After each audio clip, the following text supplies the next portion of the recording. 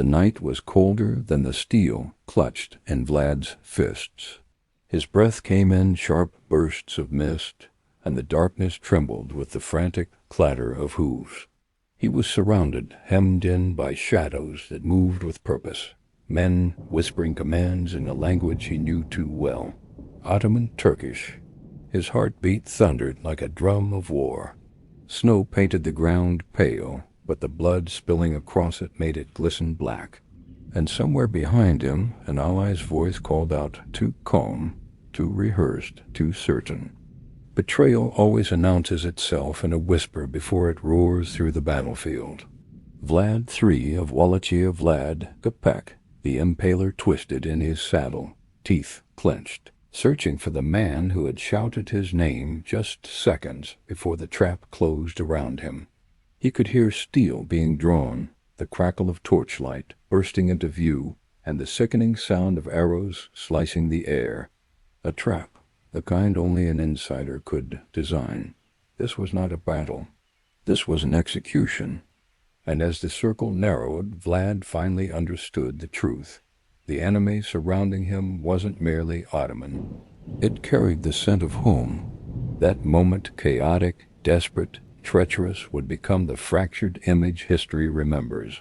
The first piece in the puzzle of how a brutal legend met an even more brutal end. But to understand how Vlad, the master of psychological warfare, the prince who had terrified Europe and enraged an empire, ended up surrounded by traitors and enemies alike, we must go back to the roots of his final rise, the fragile alliances that lifted him, and the shifting loyalties waiting to destroy him. Because Vlad's last battle didn't begin on a snowy battlefield. It began the moment he claimed the throne for the third and final time. Vlad's reputation had long outgrown his body. To the people of Wallachia, he was the iron fist who brought order. To his nobles, he was the tyrant who made loyalty a life-or-death decision. And to the Ottoman Empire's Sultan Mehmed II, the conqueror himself, Vlad was the nightmare that refused to die. Years earlier, when Mehmed invaded Wallachia and replaced Vlad with his own puppet ruler, nearly everyone believed the Impaler's reign had ended for good. But history rarely ends where enemies expect it to. Vlad survived imprisonment, political obscurity, and years of court intrigue until fortune shifted once more. With the support of the Kingdom of Hungary, Vlad regained his freedom and prepared for a return that would shock the region. His ambitions demanded not just a throne, but loyalty he knew was brittle and poisoned by fear. Wallachia was a land where boyars plotted behind silk curtains, where rival claimants lurked in every corner, and where foreign empires treated the principality as a chess piece to be crushed or claimed. So when Vlad regained his throne in 1476, even for a fleeting moment, he did so with an army stitched together from Hungarian forces, loyal Wallachian peasants, and mercenaries who followed whoever paid best. Behind him stood men like Stephen Bathory and Matthias Corvinus, powerful allies, who supported him not out of love, but political necessity. And ahead of him stood Mehmed II, a man with an empire to protect, and a memory that still burned from their last encounter. Vlad's infamous night attack of 1462, when the Impaler launched a surprise assault on the Ottoman camp and nearly assassinated the Sultan. For Mehmed, that humiliation never faded. It was a scar, so when word reached him that Vlad was back alive, empowered, and once again ruling a territory critical to Ottoman influence, Mehmed moved swiftly. This wasn't vengeance. This was strategy. But strategy alone didn't determine what came next. It was loyalty or the lack of it. Among the figures circling around Vlad in late 1476 were men whose allegiance was not forged through devotion, but convenience. Some believed he would restore Wallachian independence. Others supported him because Hungary demanded it. Some simply feared him more than they feared the Ottomans. Yet even in the ranks closest to him, suspicion brewed. The boyars he had once impaled for treachery had descendants who remembered. Nobles resented his iron rule. Claimants to the throne waited for any sign of weakness. And worse still, the Ottomans had eyes everywhere, spies, informants, and opportunists whose loyalty could be bought with gold or survival. One such figure was Vlad the Impaler, Vlad's rival and a man who had already ruled Wallachia with Ottoman support.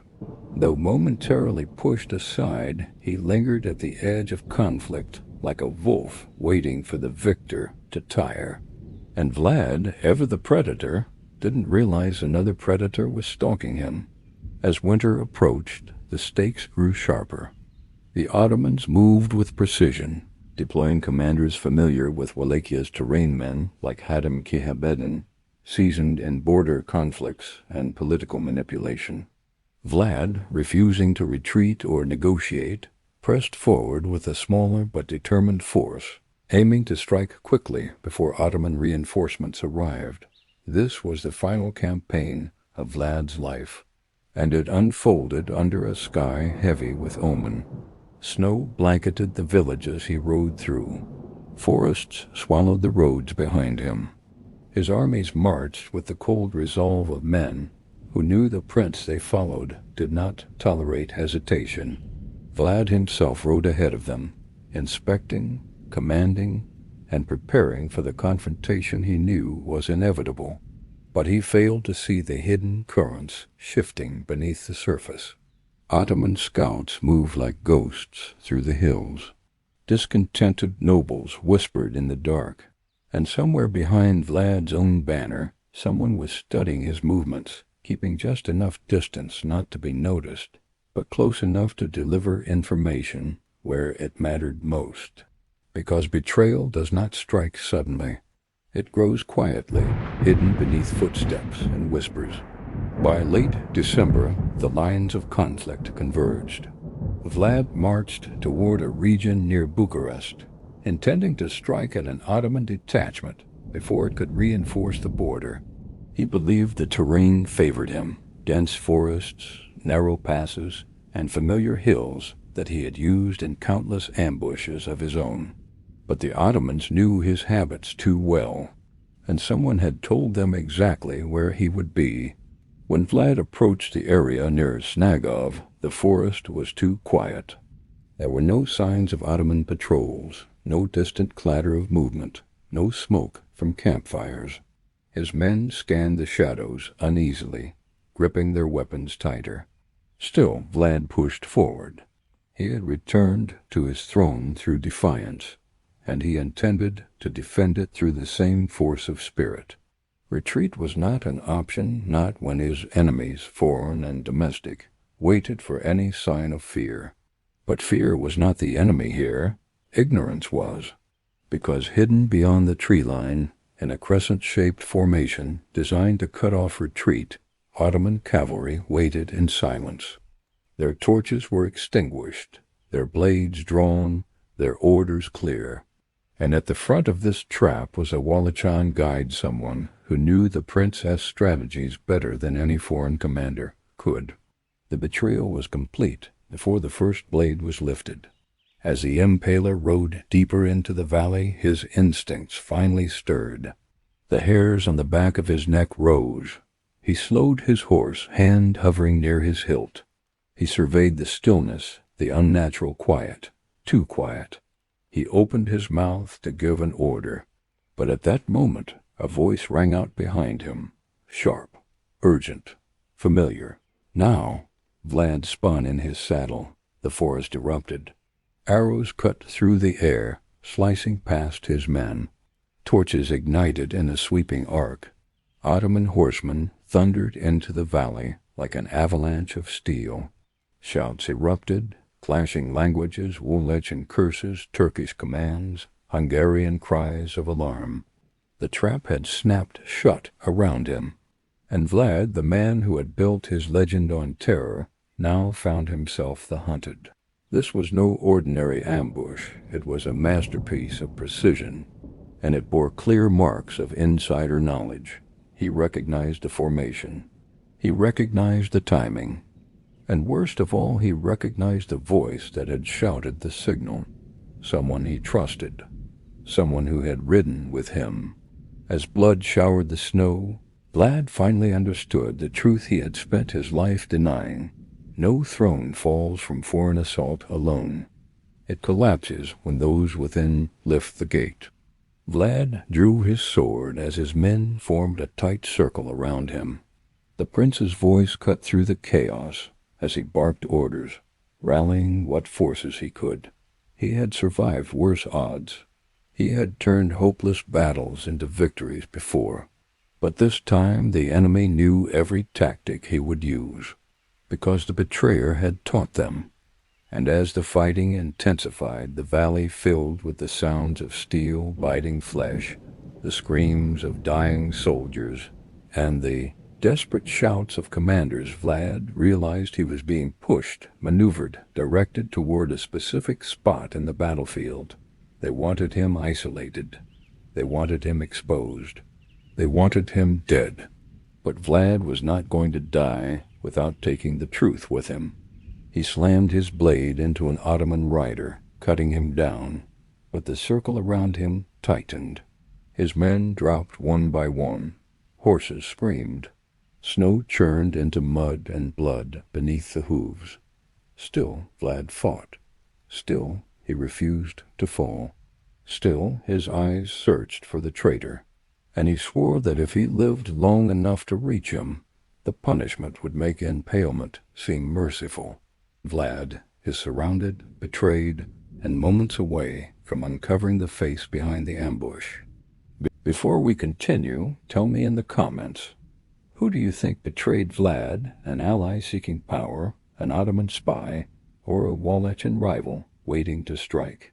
Hold that thought, because from here the web of betrayal tightens, the truth sharpens, and the ambush reveals its true architects, as Vlad makes his final stand under a sky drenched in blood. The valley had become a hell of snow, steel, and screams. Vlad's men were falling fast, each one swallowed by the precision of the ambush. Archers cut down stragglers at the edges while cavalry surged from hidden flanks, driving wedges into formations the prince had once commanded with iron precision.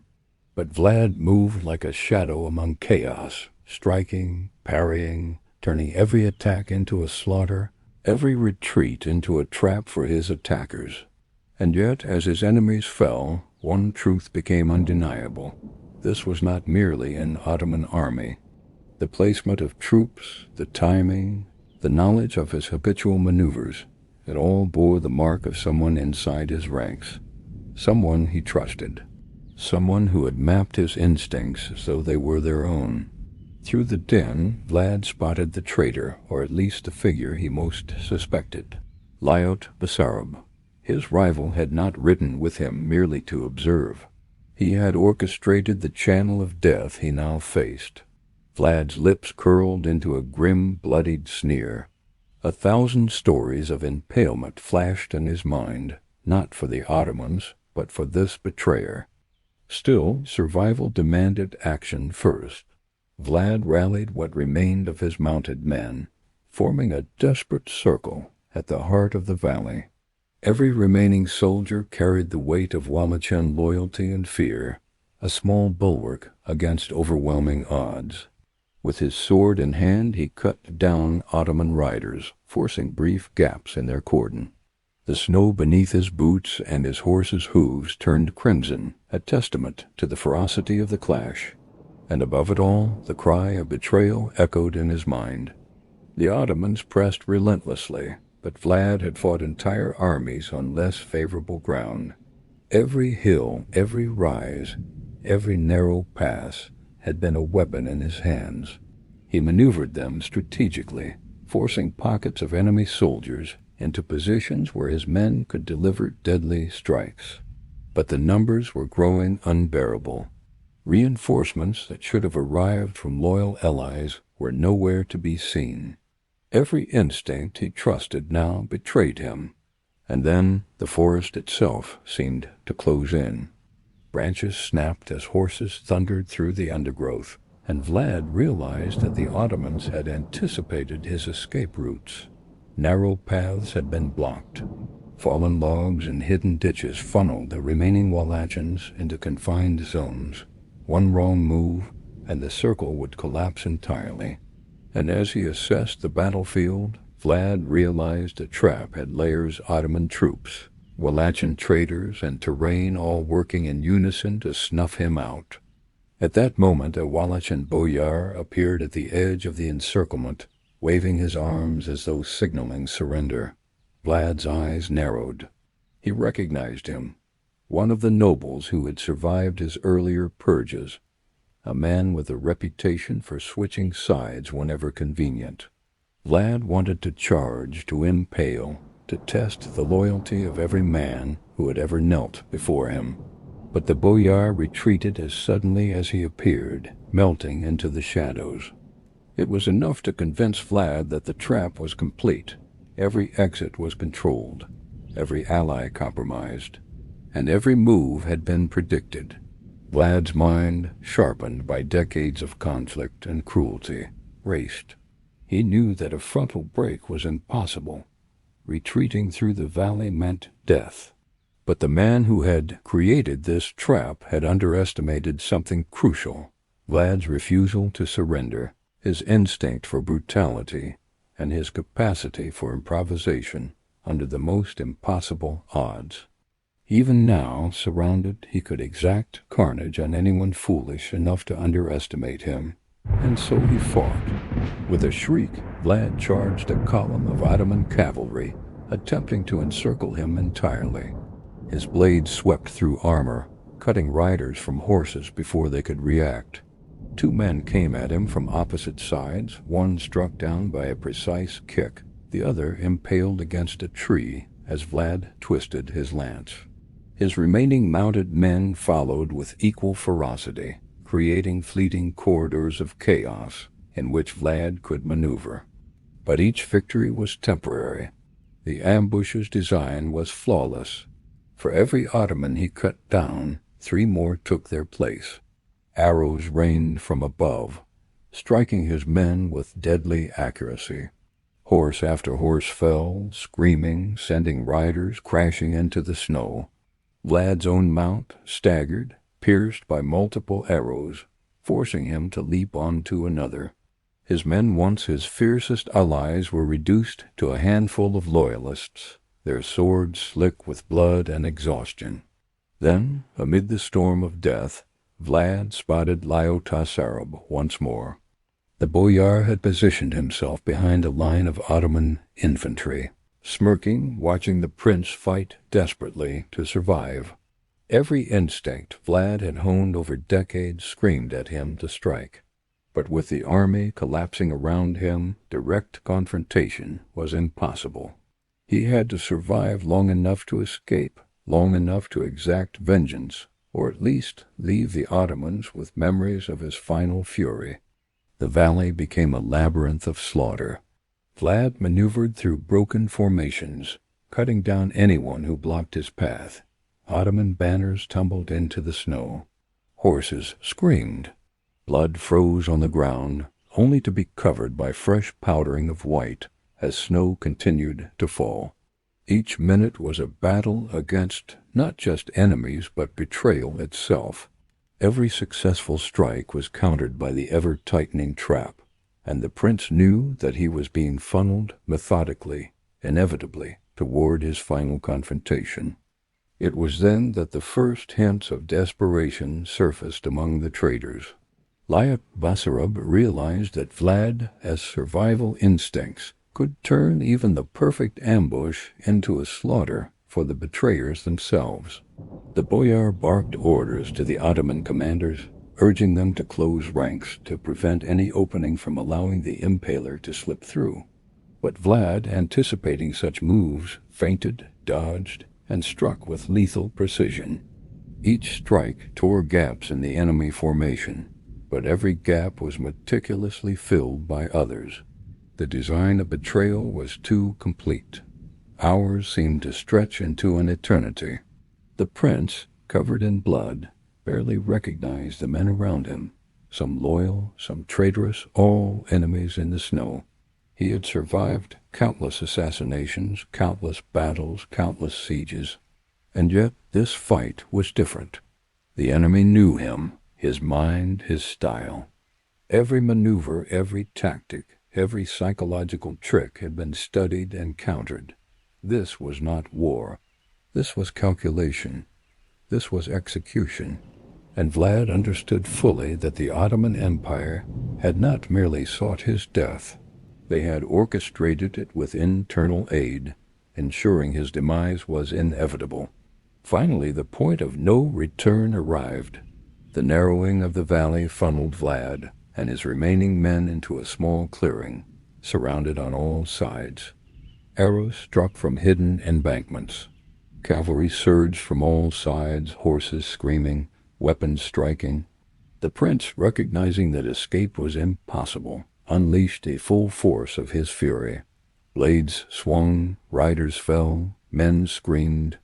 Every ounce of skill, every memory of slaughter, every lesson learned in years of brutal campaigns converged into a last stand, the likes of which few could survive. But the numbers were too overwhelming. Slowly, inexorably, the circle closed. Vlad's men fell around him, pierced by arrows or crushed beneath hooves. The prince himself was struck multiple times, yet he pressed on, cutting down anyone foolish enough to approach. Blood covered snow. Screams filled the valley. Chaos reigned. And yet, even in the face of certain death, Vlad's focus remained unbroken. He would not die silently. He would not die unnoticed. And then, as the final breach approached, Vlad was struck down. Some accounts suggest he was overwhelmed by a spear, others by multiple assailants. The truth is difficult to confirm. The Ottomans and traitors ensured that no witness could survive unscathed. His body fell into the snow, his blood soaking the ground, his final cries echoing through the valley, marking the end of a life built on fear, fury, and iron discipline. The prince who had impaled thousands, who had terrorized Europe and defied empires, was gone. But the betrayal, the inside knowledge, the precision, the ruthless orchestration was what historians remembered most. Not just the death of a prince, but the engineered downfall of a legend. Vlad's final stand was fierce, bloody, and unrelenting, but even the Impaler could not overcome betrayal combined with overwhelming force. Now, the trap's architects have done their work. His body vanishes into obscurity, and the political consequences begin to ripple across Wallachia and Europe. Before we continue, I want to know in the comments, which betrayal shocked you the most? Vlad Bessarab's treachery, Ottoman planning, or the complicity of Wallachian boyars? Hold that thought as we explore the aftermath of Vlad's death, the political fallout, the disappearance of his body, and how whispers of treachery cemented his enduring legend, leaving mysteries historians still debate today. As the valley fell silent after the storm of battle, snow was trampled into red slush, horses lay dead or dying, and the surviving Ottoman soldiers moved cautiously among the corpses. Vlad's men were few, scattered, and broken. His body had vanished into the chaos, some say taken by the Ottomans. Others claim Vlad Bessarab had ensured it was hidden, buried, or burned. The truth was obscured by blood, betrayal, and time. Wallachia had lost its prince. The kingdom, already fragile, trembled on the edge of collapse. News of Vlad's death spread faster than the winter wind. Villages whispered in fear, nobles shifted allegiance in panic, and foreign powers watched closely, calculating who would control the power vacuum. Hungary, which had supported Vlad's return, was left with uncertainty and unease. The Ottomans had achieved more than a battlefield victory. They had dismantled a symbol of resistance and terror with precision and cunning. Yet the legend of Vlad did not die with him. Even in death, his reputation outlived him, growing in the retellings of soldiers, chroniclers, and fearful peasants. Stories circulated about his last moments, each colored by horror and awe. Some claimed he died impaled by multiple adversaries, continuing his own method of execution, even in facing death. Others insisted he fought to the very end, cutting down dozens of Ottoman soldiers before falling. Every account emphasized the inevitability of betrayal, how those closest to him, those who had once sworn loyalty, had paved the way for his death. Historians later examined the layers of treachery. Lyote Bessarab emerged as the most probable internal betrayer. His ambition, combined with fear of Vlad's ruthless judgment, made him a natural agent of betrayal. Ottoman commanders who had observed Vlad's tactics and had access to intelligence from Wallachan defectors coordinated the trap meticulously. Every movement, every predictable habit of the Impaler was anticipated and exploited. Vlad, who had struck fear into empires, had been undone by a combination of his enemies' cunning and the fragile loyalty of those around him. The immediate consequences of his death were profound. Wallachia fractured into competing factions. Nobles who had once supported Vlad fled to safer territories or pledged allegiance to the Ottomans. Lyote Bessarab assumed control, consolidating power with Ottoman support. The principality's autonomy was eroded, and its people braced under the shadow of foreign influence. Vlad's death signaled not just the end of a ruler, but the end of Wallachian resistance against Ottoman encroachment, at least for a time. Yet the disappearance of his body only deepened the mystery. Chronicles from the period conflict on the details. Some claim his remains were taken by Ottoman soldiers to Constantinople as proof of victory. Others suggest Lyote Bessarab ensured the body was hidden or destroyed to prevent any posthumous cult of loyalty to Vlad. Some historians speculate he may have been secretly buried by loyalists, creating a phantom legacy of fear and reverence. The ambiguity surrounding his final resting place became a source of speculation, legend, and political myth, ensuring that the Impaler's story remained alive long after his death. Whispers of treachery became as enduring as the man himself.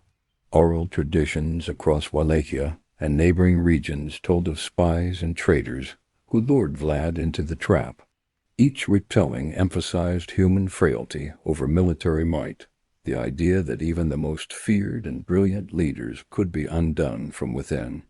It became a cautionary tale about trust, loyalty, and the deadly consequences of ambition in a land rife with shifting allegiances. Vlad's legacy, paradoxically, was amplified by his death. He became a symbol of ruthless authority, national pride, and defiance against overwhelming odds. European observers noted the chilling efficiency with which the Ottomans removed him, often highlighting the betrayal as much as the battle itself. For Wallachans, his story became a mixture of horror and admiration, a reminder of a leader who ruled with absolute severity, who executed justice with lethal clarity, and who, even in death, left a mark on history that would echo for centuries. The enduring myth of Vlad the Impaler was not just about impalement, cruelty, or fear. It was about the fragility of power, the necessity of vigilance, and the devastating impact of betrayal. Leaders across Europe studied his campaigns, noting his tactical brilliance in psychological warfare, while also considering the vulnerability that even legends face when surrounded by those willing to deceive. Vlad's downfall provided lessons in both strategy and human nature. Power is not absolute, loyalty is fragile, and fear can be a double-edged weapon. In the decades that followed, European and Ottoman chroniclers alike revisited the events of Vlad's final campaign. They pieced together fragments of testimony, battlefield accounts, and oral tradition. Each reconstruction emphasized different elements. Some focused on Ottoman military genius, others on Wallachian intrigue, and still others on the personal vendettas that shaped the outcome. Scholars debated endlessly over the identity of traitors, the exact location of the final battle, and the precise manner of Vlad's death. The gaps in the historical record only fueled the legend, but beyond speculation, one truth remained undeniable. Vlad's death reshaped the political landscape. The balance of power in Eastern Europe shifted. Wallachia, once a principality capable of defying empires, became a contested territory, its autonomy reduced, its leaders chosen or influenced by larger powers. Ottoman expansion in the region was temporarily secured, while European observers adjusted their understanding of resistance and diplomacy. Vlad's absence created opportunities, but also warnings. A ruler who inspires fear may also inspire betrayal. Even centuries later, the Impaler's story continued to influence popular imagination. Folk tales painted him as a spectral figure, a cautionary ghost haunting Wallachian forests. Writers, historians, and artists drew inspiration from his life and death, emphasizing the mixture of brutality, cunning, and ultimate vulnerability that defined him. In essence, Vlad became more than a man. He became a legend, a symbol of both power and the peril of misplaced trust. The lesson of his downfall is stark. Absolute power can protect against some enemies, but it cannot safeguard against the ambitions, fears, and treacheries of those closest to you. Vlad, who had survived Ottoman invasions, Hungarian treachery, and countless assassins, was undone by the very network of human relationships he had tried to dominate. His life ended violently, his body disappeared, and the ambiguity of his final resting place ensured that questions about loyalty, betrayal, and fate would endure. Yet even in death, Vlad's shadow loomed large. His tactics, his strategies, and his legendary ruthlessness became study material for military leaders. His story was cited as an example of how fear could be wielded as a tool, but also as a warning of its limits. Empires remembered him not just for the terror he inspired, but for the way internal betrayal and misjudged trust can destroy even the most formidable leader. Historians now debate which elements of the narrative are true, and which were exaggerated or fabricated to serve political ends. Some suggest the Ottomans embellished their victory to terrify Wallachians. Others argue that Wallachian rivals highlighted their own role in Vlad's death to claim legitimacy.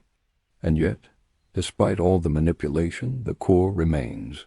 Vlad the Impaler, a man who defined brutality and resilience, fell to a combination of overwhelming odds and betrayal from within. The intricacies of his final moments, who struck the first blow, who guided the Ottomans, who fled, may never be fully known. What endures is the lesson. No empire, no army, and no individual, no matter how fearsome, is immune to the consequences of betrayal. And in Vlad's case, the consequences were fatal, immediate, and complete. His death marked the end of an era, the collapse of a principality, and the cementing of a legend whose echoes continue to resonate in history and popular imagination alike. Vlad the Impaler's final hunt teaches us more than the story of a single man. It's a testament to power, paranoia, and the price of betrayal. His death reshaped Wallachia, influenced empires, and left a legacy that still haunts history today. Now it's your turn. Comment below and share your theories. Who truly orchestrated Vlad's final ambush? Was it Layat Basarab Ottoman intelligence, or a combination of Wallachian betrayals? If you want to explore more historical mysteries in the battles that shaped nations, check out our next video, where we uncover another story of strategy, deception, and treachery that altered the course of history forever. And don't forget to subscribe and share this story.